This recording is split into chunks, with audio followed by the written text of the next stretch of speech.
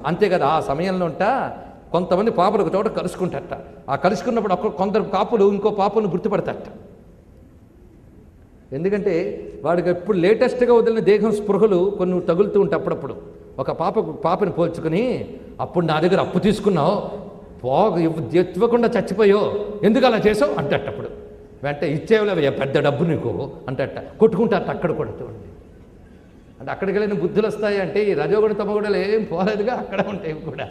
ఏమి పోగొట్టుకోవాలని ఇక్కడే, అక్కడ ఏం బాగు చేసుకునే అవకాశాలు లేవండి, గుర్తుపెట్టుకోండి. ఎక్కువ అనుభవిస్తాం అక్కడ, ఇక్కడ అనుభవించే తక్కువ. గుర్తుపెట్టుకోండి, మానవ దేహంతో నువ్వు ఉండేది చాలా తక్కువ, ఆ దేహంతో ఎక్కువ ఉంటావు. గుర్తుపెట్టుకోండి, ఎంత నువ్వు అనుకున్న నూరేళ్ల ఆయువుగా నువ్వు యాక్టివ్గా ఉన్న పీరియడ్ ఎంత ఆలోచించుకో. ఆ యాక్టివ్ పీరియడ్ ఎంత, అక్కడుండే చాలా ఎక్కువ కల్పాంతాల కాలం వరకు ఉంటారు. ఏది సెలెక్ట్ చేసుకుంటారు, ప్రిఫర్ చేసుకుంటారు, ఆలోచించుకోండి.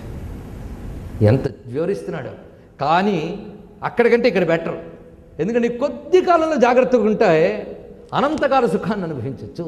అక్కడ నువ్వు అనంతకాలం ఉన్నా బాగు చేసుకోవడానికి మాత్రం అవకాశం లేదు అక్కడ. అది దానికి దీనికి ఉన్న తేడా. అంతేగాని నేను అక్కడికి వెళ్ళి యజ్ఞం చేస్తాను, అక్కడికి వెళ్ళి రామరామ జపం చేస్తాను, లాభంలే. ఇక్కడ చేసుకుంటేనే అక్కడికి. అవి చేసే భూములు కాదు, అనుభవించే భూములు. ఇది మాత్రమే కర్మకి భూమి, అది కేవలం భోగానికి భూమి. గుర్తుపెట్టుకోండి, ఇక్కడ అనుభవ భూములు అవి, కర్మకి భూమి ఇది. అందుకే ఇక్కడే జాగ్రత్త పడాలనే విషయం మళ్ళీ తెలుసుకోవాలి. ఇక్కడ వాడిని అనేక రకములుగా వాడిని బాధ పెడితే వీళ్ళు ఒకరినొకరు కలుసుకుని వాడు తిట్టుకునేది రాశారు. ఇదేదో నేను సరదా కోసం కల్పించలేదు, శ్లోకాల్లో ఉన్నవే చెప్తున్నా, ఒక్కటి కూడా లేదు ఇందులో కల్పన, ఉన్నదే. వాళ్ళు నిష్కృష్యంతే శిరోదేశే నేత్రే చాస్యే చంచుభిహి రుణం వై ప్రార్థయంత్యన్యే దేహి దేహి ధనం మమ. అక్కడ కొట్టుకుంటారు ఇలా అప్పుల గురించి. యమలోకే మయా దృష్టో ధనం మే భక్షితంత్వయా. ఇక్కడ దొరికేగా ఎందుకు తినేసాపు నా డబ్బు అని ఇదివరకు శత్రువులు అక్కడ కలిసి కొట్టుకుంటూ ఉంటారట.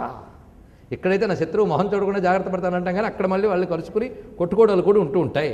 అప్పుడు ఆ కొట్టుకుంటూ ఉన్న వాళ్ళ దగ్గరికి వచ్చి 4 కొడతారట. వాళ్ళు గోల పెడుతుంటే ఎవరు కింకరులు మహానుభావులు వాళ్ళు కొట్టి ఇప్పుడు కొట్టుకుని దాన్ని 4 బాధతారట. మరొకటి బాధ అక్కడి నుంచి తీసుకుపోతారు.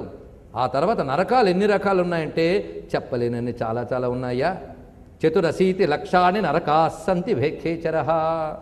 మొత్తం ఉన్నటువంటి నరకాలు 84 లక్షల నరకాలు. కొంచెం జాగ్రత్తగా ఇది ఎందుకు చెప్పామనే దానికి ఇతర శాస్త్రముల సహాయంతో దీనికి సమన్వయం చేస్తా.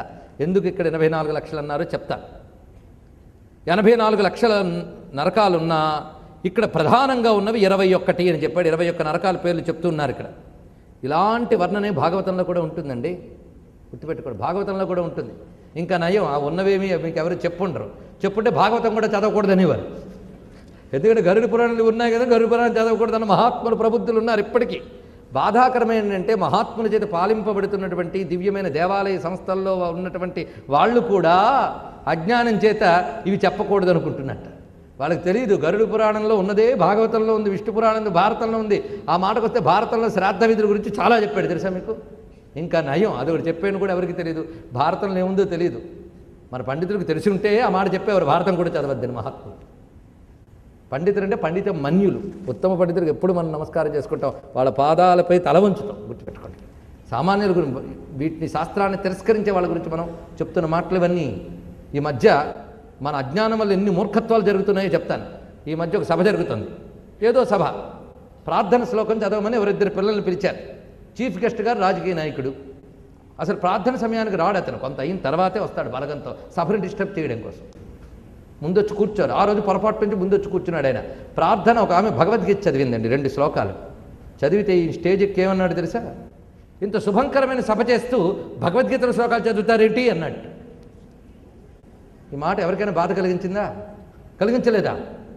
బాధ కలిగించలేదండి. భగవద్గీతను అశుభం అన్నాడే, బాధ కలిగించలేదా? కలిగించాలి. బాధ కూడా కలిగించలేదంటే బాధపడా. స్టేజ్ మీద ఏమన్నాడు? శుభంకరమైన ఈ సభలో భగవద్గీత శ్లోకాలు చదవడం ఏంటి అని. ఎందువల్ల ఆ మాట వచ్చింది అంటే భగవద్గీత అశుభంలో చదవాలా? ఏమిటి ప్రారంధం అంటే, ఎవడైనా పోతే సంస్మరణ కింద టీవీల్లో రేడియోల్లో భగవద్గీత ఇస్తూ కూర్చుంటారు. అంతేకాదు ఈ సభల్లో వేయడం వల్ల అదేదో అశుభానికి సంబంధించిన పుస్తకం అనే భ్రాంతి కలిగిందా లేదా?